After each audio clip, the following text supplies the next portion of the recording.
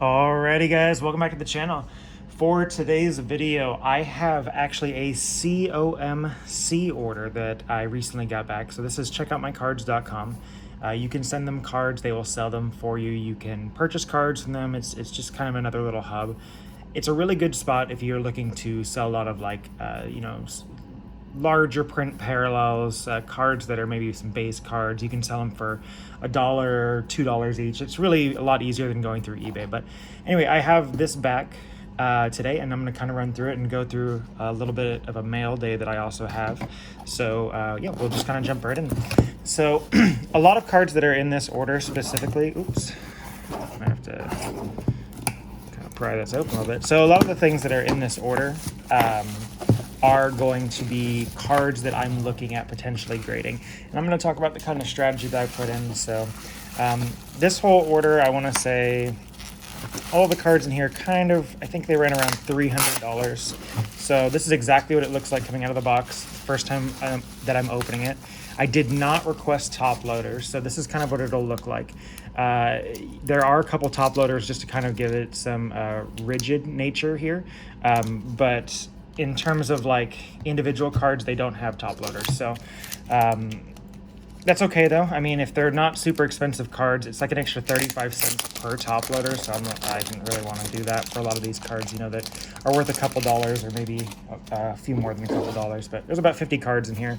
A lot of the cards that I do have though, they're going to be these diamond edition cards. And so they're all going to be, Hall of Famers, big time players. And then I'll go over the reason here in just a second, but I mean, you take a look at these, like we have a Mariano Rivera right here. This is a great looking card. David Ortiz. These are really low population cards that are being graded, and they sell for decent money. So the Diamond Edition, this is 2011 Topps. So if we look on the back here, 2011 Topps Platinum Diamond Anniversary. So that's what a lot of these cards are. The reason that I'm going for this year specifically is this is Mike Trout's rookie year. So he is the biggest modern card. And so this is one of the biggest parallels for him is these Diamond Edition cards. And so you're going to have a lot of set builders and people that are wanting to create a Diamond Edition set at some point or another just based around Mike Trout, I would assume. It's a pretty good rookie class just overall, but Mike Trout definitely is the big one. So these cards are really low pop. These are very affordable. Like these David Ortiz cards, I picked them up for about $4 each. In a PSA 10, they're going for like $80 to $100, guys. So it's a $4 card. If I send it to PSA, they have an $18 level right now, and we do 50% on it. We're still making a huge profit, like $20, $30 per card just for doing nothing. You send it off to grade, and then you can send it off to another consignment company. They can sell it for you. But these Diamond Edition cards are definitely really, really key. Here's an Andrew Benintendi negative card. This is a really short print card. I think it's a pop like 15 for him, so I figured I'd grab one of these guys.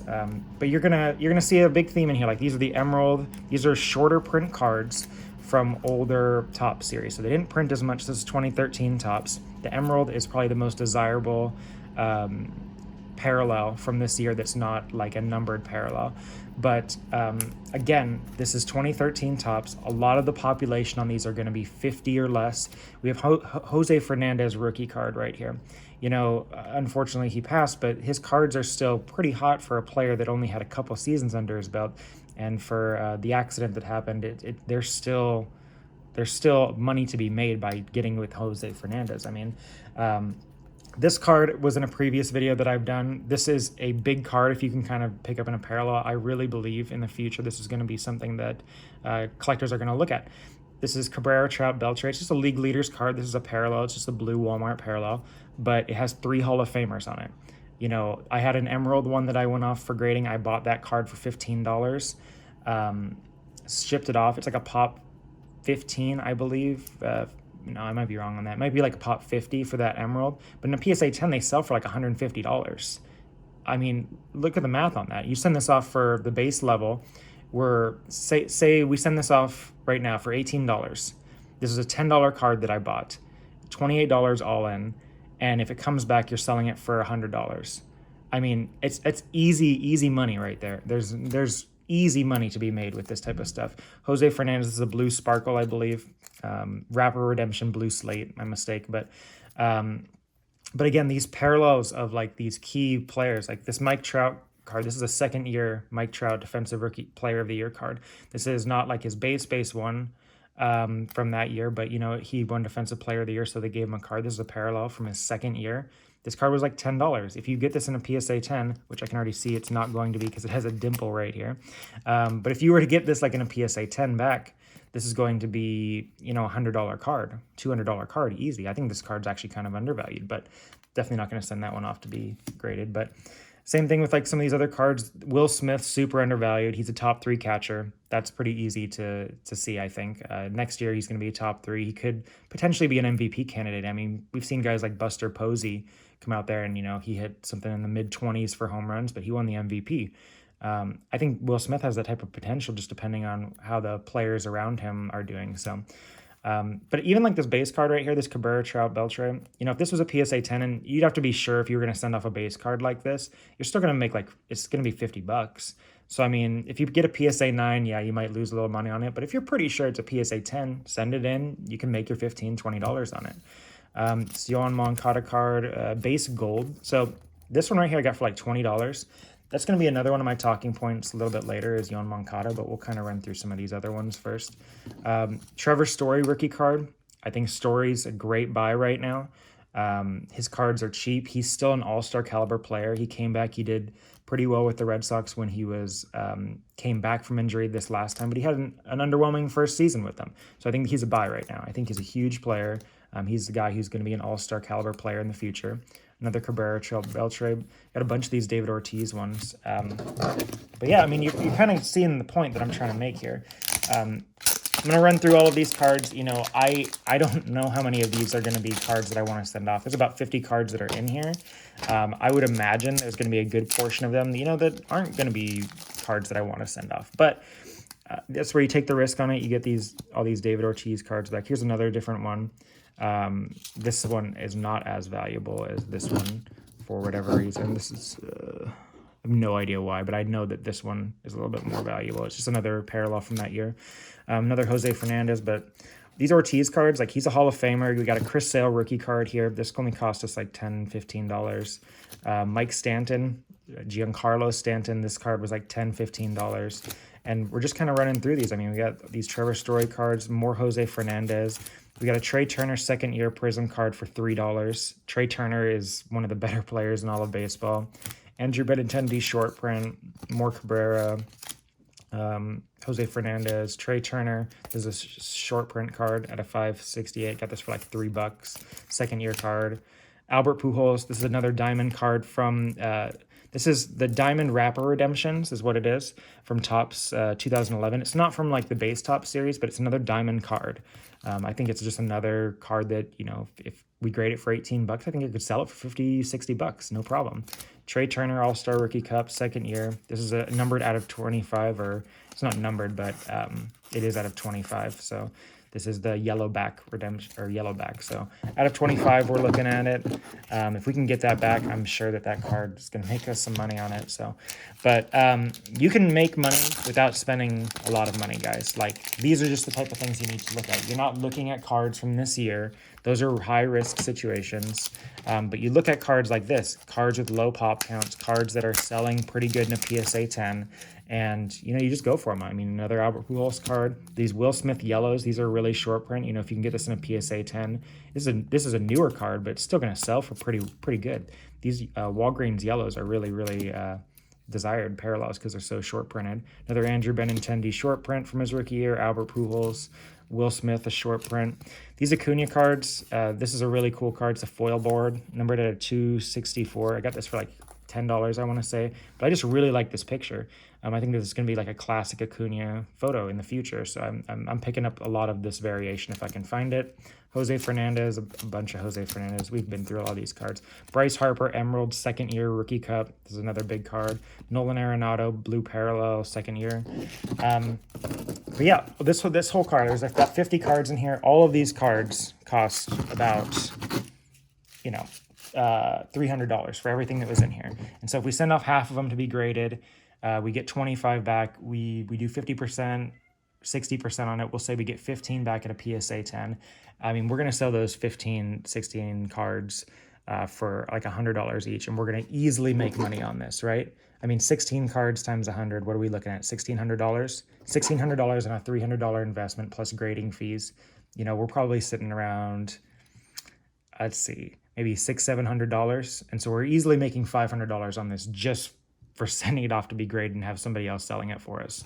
So next up, a couple players that I'm targeting as well. Here's just another Jose Fernandez that I got. But Yoan Moncada, guys. I know I've talked about him in some previous videos, but his value is so low right now because he had kind of a terrible year. But this guy had like a 6-WAR season back in 2019. And, you know, since the pandemic, I think there's just some players that are undervalued. But this guy's 28 years old next year. So he's still young. He could come back and become an all-star next year. He's been that level of player before. And these are 2 cards that I picked up for like $15 each. This is a gold Topps Chrome from his rookie year. This is like one of the most desired parallels out there, and I got it for like $15.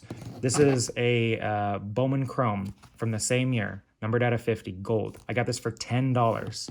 Like, where's the risk at this? If I send this off to be graded and it comes back at 10 and he does okay next year, I could sell it for what, $100, you think? I think I probably could. I mean, if he comes back and does anything for that team, I think the White Sox are a buy right now with Tony La Russa gone. And then just here are a couple more cards that cost a little bit more, but this card didn't even run me that much. This is a numbered out of 25 rookie card, Heritage, in a Red Sox uni. So this is before he got traded. And this is like a top certified card. So I know the gold autograph throws people off because, you know, they're used to the blue ink and the red ink. This is a top certified autograph. This is not an aftermarket thing. It's numbered out of 25. And I got this for $40, graded. $40 for this. Can you imagine if this was like a Juan Soto from his rookie year? This card would be $5,000. Easy. Something along those lines. And we got this card for $40. Now, I know Yoan Moncada is not Juan Soto, but at the same time, if he becomes anything close to an all-star again, you got to imagine this card's going for at least a couple $100, right? Like, I got to think so. If he becomes an all-star, I could get this for maybe $300-400.